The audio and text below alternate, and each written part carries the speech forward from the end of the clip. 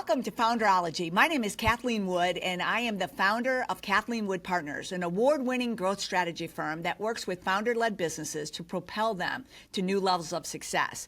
I'm also the founder of the Founderology Growth Summit, which we are excited to announce will be February 2nd through the 4th in Austin, Texas. And this is an event, if you are a founder, you surely do not want to miss. We are going to bring together visionary restaurant founders to connect, to exchange, and to network on how to accelerate their businesses, to build them, to break through. And today, I'm super excited to be at the world headquarters of Fry the Coop with the man, the myth, and the legend, Joe Fontana, founder of Fry the Coop. Joe, thanks so much for joining us today at Founderology. Oh, I'm so honored. Thank you for having me.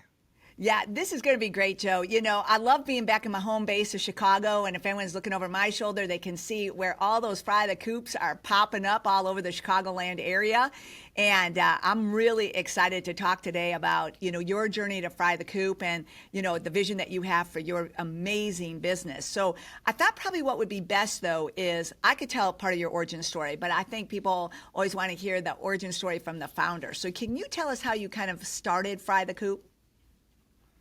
Yeah, 100%. So I ended up working a job in corporate America and kind of really found myself working in a cubicle type situation that I just hated. And I was losing hair. I was stressed to the gills. And I wasn't making any money. And so I just kind of tried to do some soul searching and figure out that I needed to start a business around something I love. And after doing some soul searching, I just figured out that I love food. I started valeting when I was 16, and then worked in the restaurants, bartending, managing all through my 20s. And I just love hospitality. I love caring for people. I personally get so much pleasure from giving someone else pleasure and taking care of someone. So I just love that.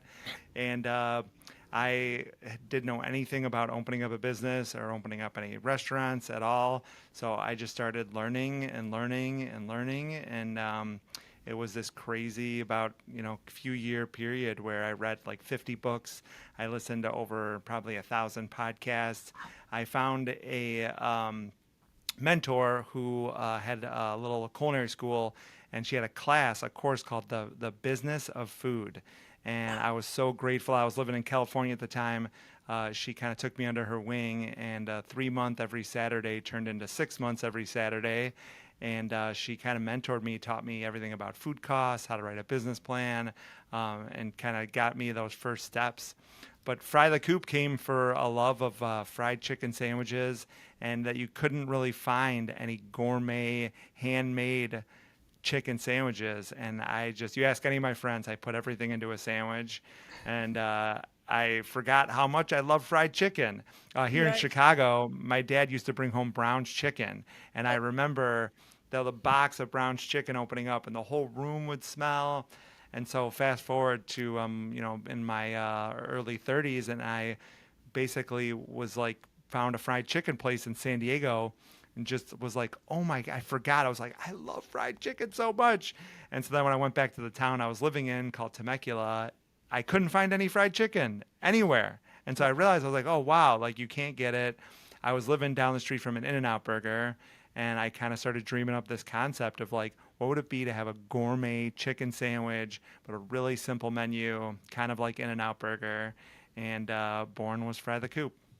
Wow, that is amazing, amazing. So how do you take that idea, Fry the Coop, and then you bring it to the Chicagoland area where at that time, 2016, 17, it's kind of fried chicken sandwiches are not that, hot item at that point. So what makes you, kind of select your first location? Well, I saw it happen in California, and then I knew it was going to come, more east after that. So I was like, all right, I was trying to sign a lease in California. I was trying to raise money. I mean, I'm living paycheck to paycheck here. So I got no money in the bank. I'm just pretty much I'll work as hard as I can, sweat equity. How do I do this? Couldn't raise any money. No one wanted to give me money. Nobody wanted to give me a chance.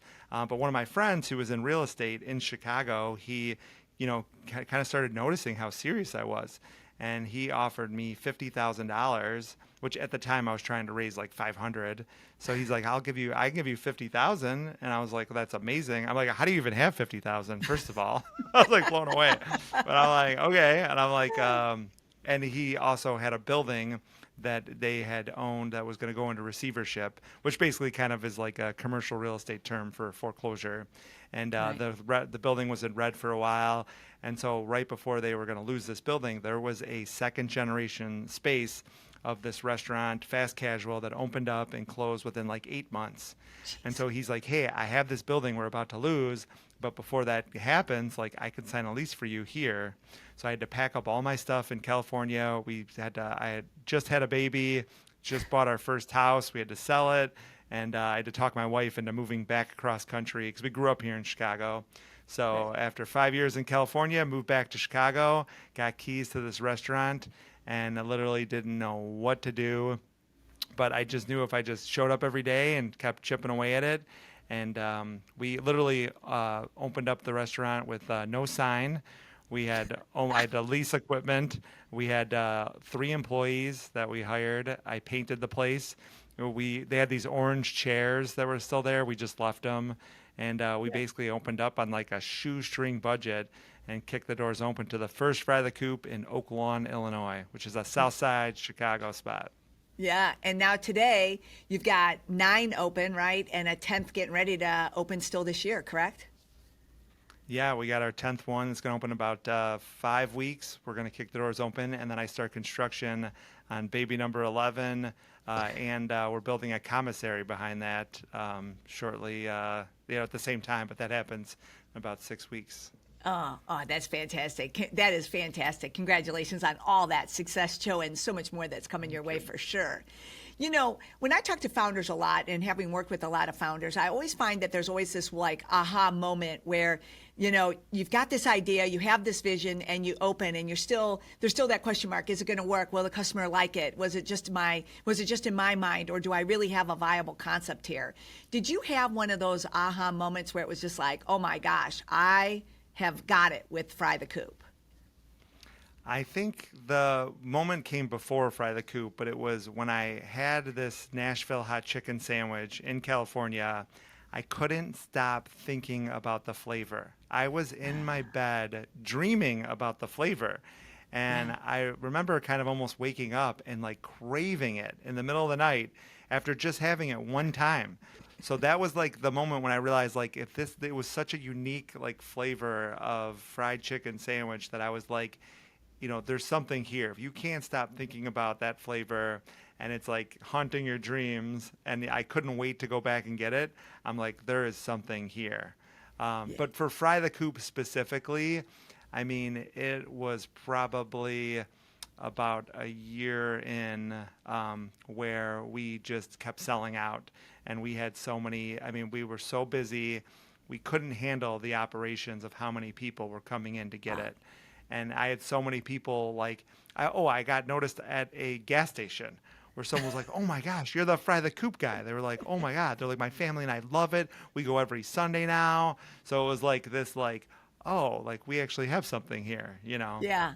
Oh my God, that's fantastic. So when you think about it, along the way now, since you started Fry the Coop, you know, as you go into probably year number, if you started in 2017, right? You're not quite 10 years yet, so you're at like 8 years at this time, right? Yeah. What do you think at this point has been like a game-changing decision you made that helped shift the trajectory of your growth in a positive way?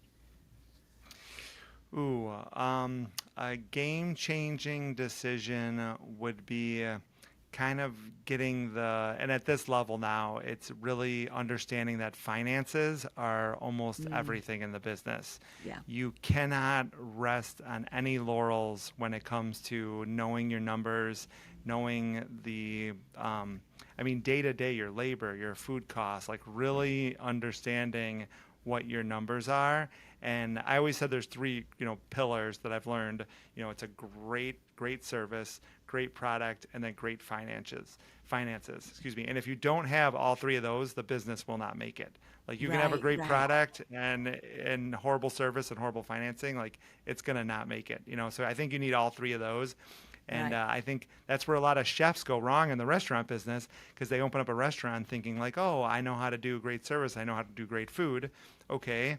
But like, if you're really not watching the numbers, like the margins are so tight that you cannot just sit back and, oh, it's going to work out. And in the restaurant business, you're in this infinity loop too, because you got cash coming in and then cash coming out and cash coming in. So you can ride that infinity loop for a while until it's way too late. So Yeah. I think honing in on our financing, making it and right now, I mean, we have 4 people on our operations team. We have 5 people on our finance team. Like that's how Yeah. deep we are into financing. No, I love that. I actually subscribe to this philosophy that financial visibility equals business sustainability, because you need that financial visibility, especially as you're growing, because how do you create value in your business? How do you leverage your business to attract investors or to help with banks, or even to make sure that you are on a path for a positive financial exit strategy if you ever select to do so too. So I personally love that, and that's music to my ears, I'll just say that. When you think about, as you've been growing, and you have been growing at a great clip right now, what do you think's been one of your biggest challenges in scaling at this point? Right now, our challenge is like I have an audacious goal to open up 75 locations over the next 10 years, all in the Chicagoland area, like the map behind you right there. Like we want to Yeah. fill in that whole map with Fry the Coop stores. And I think we are learning that originally we thought we could do it with bank debt. I thought, hey, well, if the bank will leverage, give us a line of credit on each LLC, each store, that as we keep growing, like that LLC restaurant will be responsible for that debt, and then we can find a great bank partner to help us keep growing these stores. Well, Right. that's definitely not how the banks look at it, and they, take all that debt and they accumulate it, and then they're like, oh, wow, you're really in debt. So I think right now our big challenge is how do we grow as fast as I want to, that it is exceeding our cash flow. So how can I fund this audacious goal of growing to 75 stores in 10 years? Yeah, and this is where I think, and one of the things I really appreciate about you, Joe, is that you're you recognize that this is it. You haven't stretched yourself out so far that you can't unwind anything, but you also haven't, you're also in that position right now where you're big enough to be, to talk to banks, to talk to financial institutions, but and at the same time still small enough that you haven't put yourself into any kind of vortex that would take you 3 more years to get out of. Which sometimes people, when they're on have those big visions of high trajectory growth, they overextend themselves and then find that they're not actually growing. They're actually imploding as they're growing. So I think you're right where you are right now is the perfect time to be really having these strategic discussions to see what happens next. Yeah, and I think we would love to bring on a partner that can help understand hey, I want to help you guys. I see the vision, I see how great Yep. the brand is, and I want to help you guys, accomplish this goal. And I think it could be really great. My whole thing is I don't want to keep selling equity and, Right. to keep piecing it together as we go over the next 10 years. Yeah. I would rather almost either do it on our own or find a really strategic partner that's saying, hey, I get it. I understand the vision. Because there's some people, it's so great. They come in and they eat at Fry the Coop, and they're just blown away. They're like, oh, this is something special here. They can see it, they Yeah. get it, they see the simplicity of it, they Yeah. taste the food, they smell, they see the room, the decor. They're like, oh, I get this. This is good. So we Yeah. need someone who can get it and then be like, Yeah. all right, I got your back. Well, and I love that you're doing it right. They always say it's better to be out there building relationships, making those financial introductions before you need the actual funding. So you're right in the right spot at the right time for sure, because there's nothing worse than having to go find the funding when you are so behind the 8 ball to need the funding. So good job on Totally. that one, Joe.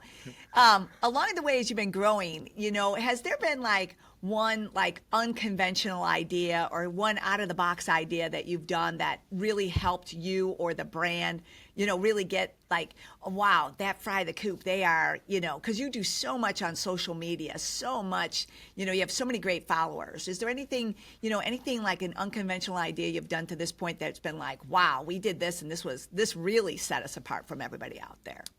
100%. And I learned this from New York restaurateurs, which I didn't understand, but now I totally get it, is hiring a publicist. And I used to Ah, study these restaurant tours in New York City, and they would say, oh, you have to find a good publicist. And I'm like, publicist? Like, I thought that was for like celebrities, like Jennifer Aniston needs a publicist. Like, what does a restaurant need a publicist for, right? yeah, yeah. Um, but I realized, like in New York City, the competition is so strong and the rents are so high in Manhattan that you have to stand out. If you're not getting on the Today Show, like you're dead in the water. You have Right. to get those people in the door. And so, if you're ready for it, as a restaurant and you find a good publicist, it can be a game changer. And I'll give you an example. We were struggling for the first 3 months of our business. So listen, I have one restaurant, right? Yeah. We're not doing well. I just put up our sign. We're barely, a couple employees. I hired a publicist when we were just like nobody and nothing. A little, in South Chicago, a little restaurant down there. And we hired a publicist. And, 2 weeks later, I get put on TV.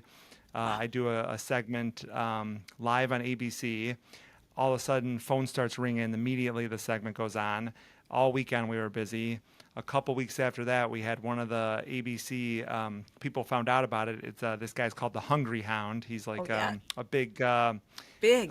food critic for Chicago, 13 Yep. times James Beard award-winning journalist, comes and does a special on us. And I mean, after that aired, it aired a Friday and then a Sunday. I mean, I had to hire like 25 people after that show aired. I mean, it was bonkers. We kept selling out, just lying outside the door. And we weren't ready for it. But the way I viewed it is like, the hiring a publicist and getting written about, getting on TV, it's a marathon. It's something you constantly do. And so we've had our publicist on for almost eight years now, since pretty much the beginning of the business. And it's been a game changer. And as you know, I just got written about in the Wall Street The Journal. Wall Street I'm like, Journal. biggest newspaper in the country, maybe the world, right? Yeah. And we got written up in there, and like I had 6 pictures on the front cover of the Yes. business and finance section of the Wall Street Journal. We just got an interview with Bloomberg. It didn't work out, but I had a chance to go on the Rachel Ray show, which we're still trying to work on. So I'll fly to New York if that happens.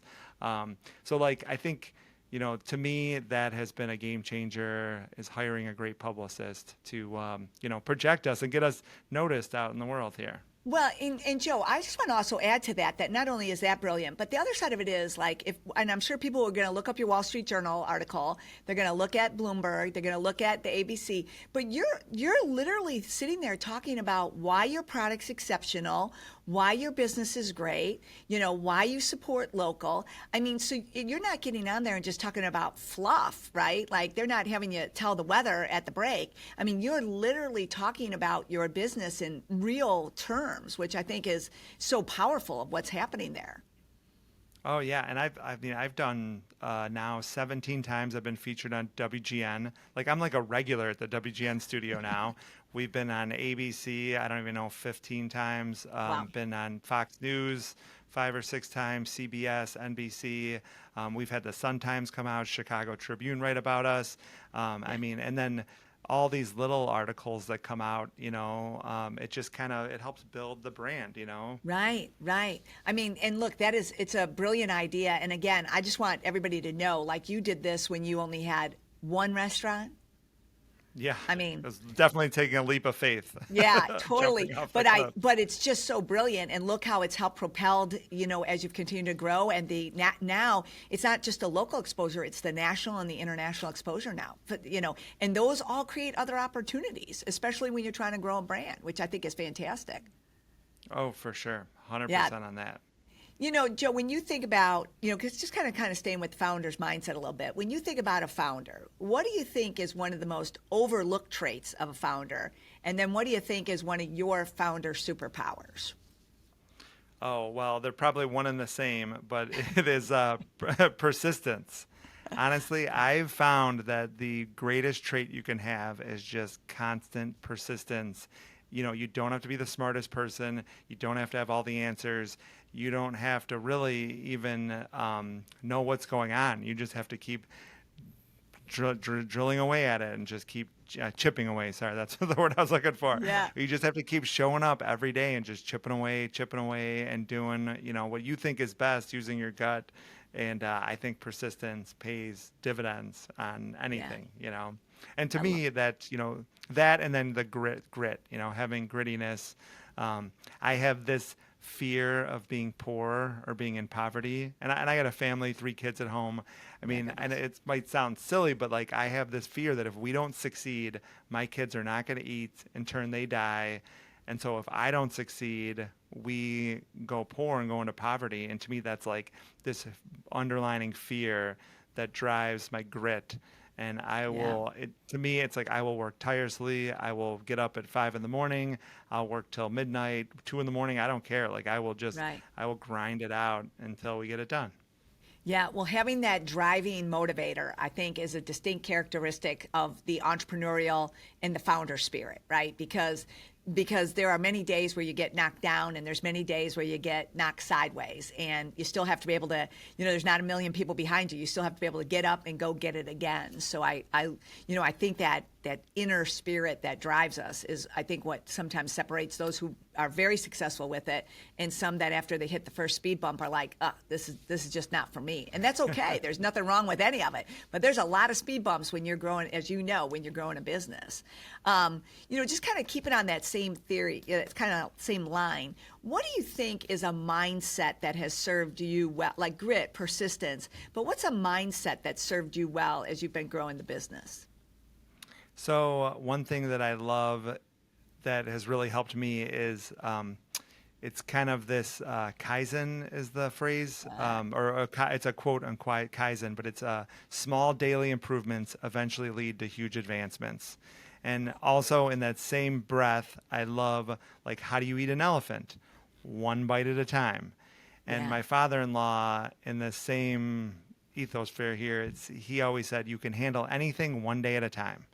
And I always think, like, if you sometimes think of like 75 restaurants over the next 10 years, like that's a big undertaking. But like, how do I actually get to those 75 restaurants? Well, if you start thinking about everything that goes into that, I mean, you'll have so much anxiety. Your blood pressure will be, you'll have a heart attack here. Exactly. But, I can handle today. I can do it today. What do I got to do today that's going to keep chipping away at that goal? And I can handle that. And then, I might have, like, my schedule. I used to make fun of people that have a schedule like I have now, which I don't recommend. But, I mean, every day I'm packed to the gills. My calendar is filled up. And this week, especially with the restaurant show coming up, I mean, I'm going to be working for the next 2 weeks straight. But if I think about that calendar, I'll start getting anxiety. I'll start kind of freaking out a little bit. But I just always remind myself, like, hey, you can handle today, and then I'll get to the end of today and everything will be great. And tomorrow's going to come around and we have a huge day tomorrow, but that's okay because I can do it one day at a time. Yeah. So that's a mindset that's really helped. Do you kind of instill that mindset into your team too, Joe? Because they're on the journey with you too, right? So you've got the operators, you've got the whole team with you. Do you instill that mindset with them too? Because I'm sure for them, they also see, like, I'm in the offices here and you've got the plans and they're amazing and they're inspiring. But to your point, they're big visions right now. Yeah, and I always, I think the phrases that I keep, repeating over and over again, I'm starting to become an old man over here. But, I say, you can do it. Anything one day at a time, How do you eat an elephant? One bite at a time, you got this, you can do it. Yeah. So I think I've become a little bit of a broken record. And when I hear my team kind of say some of these quotes, like we'll be on a call with somebody or in a conference and they'll be talking to a vendor or someone and they'll say a quote that I always repeat. And I'm like, yes, like I'm wearing off on them. That's it. But I do love that because it is easy to get overwhelmed. There's no doubt about it, right? I always find it's a blend. Like if you have a plan and you know that your plan, and if you stick, you're on the plan, it's not in cement, but it's a plan that gives you direction, gives you that North Star, and then you're just stepping in it one day at a time, and you know that it's leading you somewhere. I think what I've seen sometimes is that people go, well, I'll take it one day at a time, but it's kind of like wherever the wind takes me. And you're saying, no, look, I've got my calendar, I've got a plan, I've got a purpose. This is what drives me, and I'm driving to this direction. And and I think that helps, to your point, alleviate a lot of anxiety, but also leaves us open-minded to being open to other opportunities too, because if you get so wired up and then Bloomberg calls you and like, well, I can't do it today because I'm very busy, you miss out the opportunity. So I love the balance between, hey, here's where we want to go, but also here's the approach and how we're going to get there. And it really does Yeah. leave you open for the opportunities that come your way. And I think like the audacious goal, like having an audacious goal Oh, is so great for any founder because you have to yes. kind of know it's like start with the end in mind. Like, what Yeah. is that audacious goal? And if you know what that is, then you kind of like, it's almost like no matter which way the ship is sailing or the bus, you're like you're getting there. And you might veer this way or that way at some points, but like you definitely know where to go. And maybe you don't even hit your audacious goal ever. Right. But if you know you're trying to get way up here, maybe you land up here. But if you never have a goal set, you don't have that North Star that you're leaning towards, Right. then you're never going to get anywhere. Well, and I think the other side of it is too, when you have that North Star, you can attract people onto your team that want to be a part of it, right? When you don't Oh know what yeah. you're doing, you kind of, it's like fishing. You're just putting a big net out there and you're catching whatever you can catch, in terms of people. But when you know what you want to do and you know where you want to go, man, you just bring people on that want to be a part of that journey with you, which I think also is a strategic game changer, is having a team that they share that vision and they are equally passionate about achieving it. Hope is such a big thing that we all need in our lives. It's like what can you hope for? What can you work Yeah. towards? Like, Yeah. even like when you're climbing your mountain, you hit those milestones. It's great, but then what's the next milestone? It's like celebrate that Right. milestone and keep going. And Yeah. we all want it. Somebody said progress is happiness, and I love that so much because you might hit that milestone and it's great, but that feeling goes away. That celebration, that thing you achieved, it only lasts for a short window. But then like, you start progressing to the next thing. That's where the Yeah. happiness I think really lies, is when you're climbing your mountain, the progress. It's hope, progress, happiness, I love 100%. it. I love it. I love it. That is fantastic. Um, Joe, one other question for you is, as you've been thinking about growing the business at this point, and when you think about what you and the team, to get to 75 restaurants, right? What kind of person do you look for on your team to bring onto the team at this point in terms of leadership skills, experience, background? What do you look for? Well, when it comes to our support team, now I am looking for people that have a little more experience in, Right. running a little bigger of a business, a little Yeah. more, multi-unit locations, growing fast, scaling the company. Someone who's actually like kind of been there before a little bit. Yeah. I also like a little bit of green, where like someone's like fresh out of like college too, because then we can kind of mentor them a little bit. And I Yeah. love the idea of like bringing people up. So those are like two things I think we would accept. Also it helps like if someone out of college, you can pay them a lower salary because they're going to gain experience with you, Oh, totally. and I love growing people. So I think that part's cool. But this next chapter, like going from 1 to 5 restaurants was one thing. I think going from 5 to 10 has turned out to be a whole nother thing. And I Right. know going from 10 to 20 is going to be a very different game changer. So I need people that kind of can really help us like accomplish that, Yeah. 10 to 20 Yeah. location experience. Beautiful blend between, bringing in, the fresh perspective, right, right out of college, but also the experience of people who have been there, done that, and know what's going to be built. And I think it's a great blend from that perspective. One other thing I'll mention is I have never thought about this until recently, but I think I am going to try to figure out if someone is a optimist versus a pessimist. And so I really want to bring on more optimists onto our team Yes. that can have that can-do attitude. Yes. Oh, you want to open up 75 stores? Well, we can do that, Yes. There was a phrase, George Hallis, you'll know this as a Chicagoan. Yep. It is, if you think you can, or if you think you can't, you're right. If you think you can, well, then you have a chance. And so I think like the pessimist will say, I can't. And if you say you can't, you're 100% right. You'll never be able to do that thing. Right. Because you already said you can't in your mind, so you'll never do it.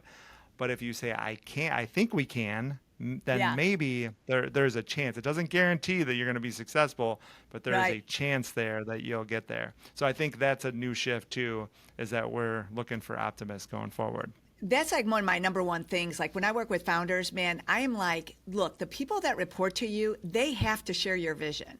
They have to share your vision. It doesn't mean that they can't have an opinion. It doesn't mean that they can't have a perspective, but they have to share your vision because it is challenging to grow a business. And you really don't want to keep turning around to your team to have your team tell you why your vision won't be successful. You could walk down the block any place in the world and people will tell you why it's not going to work, right?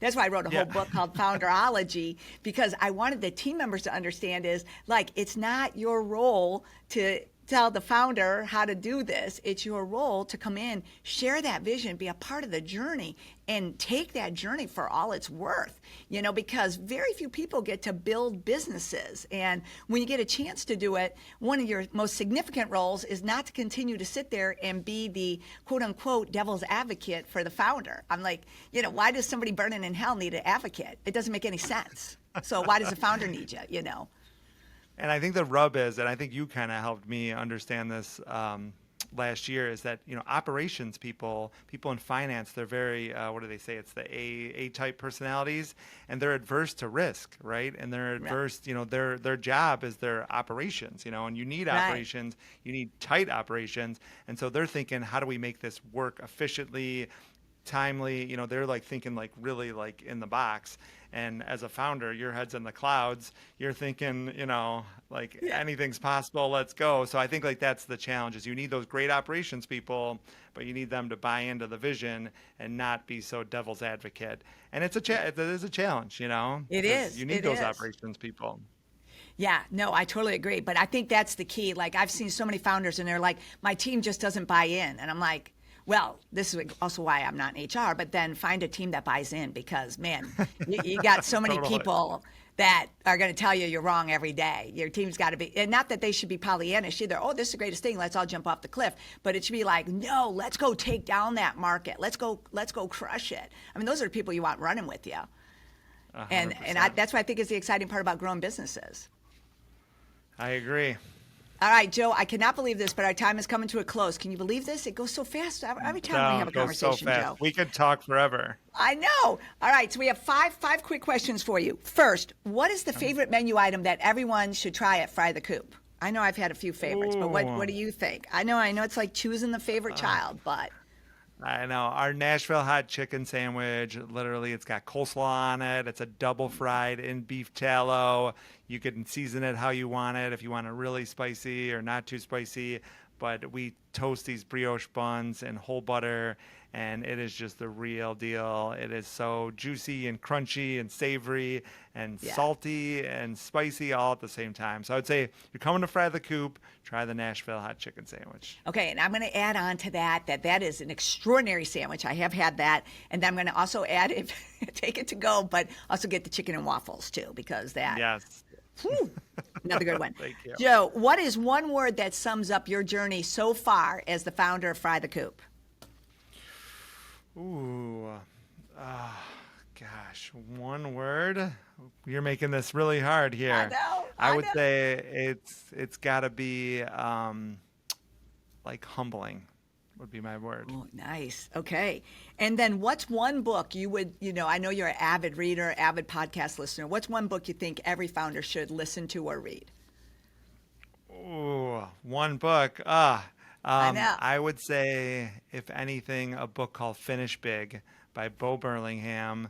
He is the he was the head editor for Inc. magazine for a long time. Yep. And this is before there was any books on exiting. They started an article inside Inc. magazine about exiting your business. And they got so many letters about it. They were kind of blown away. They were like, well, we should direct them to the book about exiting. And they looked and they're like, there is no book. There was 1 million books on how to start a business. There was 0 on how to exit. So Bo Burlingham and this gentleman who sold his company, who was helping write the articles, they got together and wrote the first book on exiting your company. And it's called Finish Big. I was lucky enough to get that book and learn about it and read it before we even opened Fry the Coop. So it was a very big blessing. I've read it every year now since then, and so I've read it 7 or 8 times. And it's a game changer. All right, finish big. I love that. Finish big. All right, what is one piece of advice you would share with a founder who's listening into this podcast who's like, man, I'm on my journey. What's one piece of advice you would give them to continue to keep them motivated and inspired to keep going on their journey? You really have to figure out what your purpose is, and purpose will drive you. And, my purpose is really twofold. I want to get my family financially freedom at some point in our lives. So that's a really big purpose for me. And then the next one, which is evolved with the company, is to grow our company so we can grow our people. And so as we grow our company, I get to create opportunities and give people the hope and dreams that we were talking about, help them make more money, help them get financially free. But I think I know my purpose. Those two purposes for me drive me every single day without question. And, they're twofold. One's selfish and one's helping our team. And so I think that would be my, you have to figure that out before anything else is what is your purpose? I love it because one is really self-fulfilling, and the other one is helping others be self-fulfilled. I just love that. Yeah. Joe, one final question. Where can people find out more about you and Fry the Coop? You can go to frythecoop.com or at Fry the Coop on Instagram, TikTok. We've been making a lot of funny videos lately. So we're trying, we love delivering happiness to people in the restaurant, but we kind of found this little way to deliver happiness to people at home on their phones when they're scrolling. So come find us on the internet and social media, and we'll hope to give you a laugh, bring a smile to your face. And then, you can find, if you just Google Fry the Coop, there's a lot of stuff out there. Our publicist has helped us get a lot of articles written, so you can find our story everywhere. Oh my gosh, yeah, for sure. And that is fantastic. Thank you so much for that, Joe. And Joe, seriously, thank you so much for having me at the international headquarters today. I'm looking forward to having some great Fry the Coop experience this afternoon. But really, thank you for being the inspiring, the motivating, and the founder that is truly building a concept, Fry the Coop, to break through. So thank you so much for your insights and your wisdom today. I am humbled. Thank you. As me. And for all of you listening, wow, I hope you're taking notes. Joe has shared a lot of great information today and a lot of great resources too. And if you are in that Chicagoland area, please put it on your itinerary to really visit a Fry the Coop. Until next time, please continue to subscribe, please continue to listen, and please get out there, have a great day, and continue to build your business to break through. Thank you so much.